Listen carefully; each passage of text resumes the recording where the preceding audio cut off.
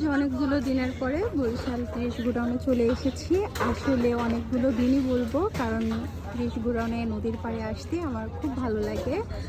আজ হচ্ছে আমরা বাসা থেকে কোনো প্ল্যান ছাড়া আনফর্চুনেটলি কৃষ গোডাউনে এসেছি, কারণ অনেকক্ষণ বৃষ্টি হচ্ছিল।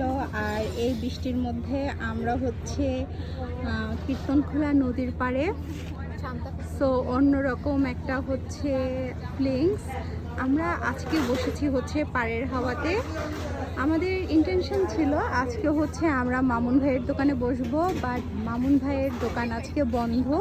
আমরা ম্যাক্সিমাম সময় হচ্ছে যখন গোডাউনে আসি আগে হচ্ছে পাড়ের হাওয়া কিংবা বশির ভাইয়ের সিঙ্গারা পয়েন্টের ওখানে সিঙ্গারা খেতাম, বাট এখন সিঙ্গারাটা একটু কম খাওয়া হয়, কারণ এখানে সবগুলো সিঙ্গারাই একই লেভেলের মনে হয়।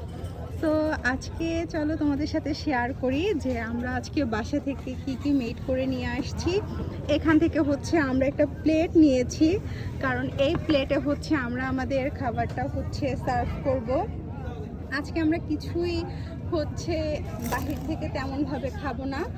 এখানে ফার্স্টেই হচ্ছে বক্সে করে আমরা নিয়ে এসেছি আম, আর এই যে পাড়ের হাওয়ার চা চলে এসেছে আমাদের জন্য। তারপরে সব থেকে মজাদার ফ্রুট যেটা আমরা নিয়ে আসছি মেড করে, এটা হচ্ছে আমাদের সবার প্রিয়। আমরা হচ্ছে ওয়ান টাইম চামচগুলো বাসা থেকে নিয়ে আসছি। আর এই যে এই হচ্ছে আমাদের পাস্তা, আজকে হচ্ছে আমরা বাসা থেকে পাস্তা মেক করে নিয়ে আসছি।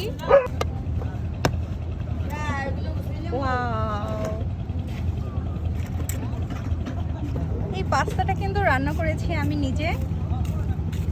শান্তা হচ্ছে সব কিছু এক এক করে সার্ভ করছে। আমাদের যেহেতু কোনো প্লেট নেই, আমরা বক্সে করে নিয়ে এসেছিলাম, সো আম রাখার জন্য আমাদের হচ্ছে একটা প্লেটের প্রয়োজন। শান্তা হচ্ছে এই প্লেটটাকে ইউজ করছে, এটা টিস্যু দিয়ে হচ্ছে ওয়াশ করে নিচ্ছে। তো এটা এভাবে ক্লিন হয়ে গেল।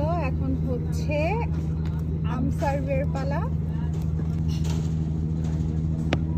বাহ, আমাদের হচ্ছে ছোটখাটো একটা পার্টিও হয়ে যাচ্ছে একই সাথে। সব মিলিয়ে আমাদের একটা মিনি পার্টি হয়ে যাচ্ছে, তাও আবার হচ্ছে কীর্তনখোলার পাড়ে।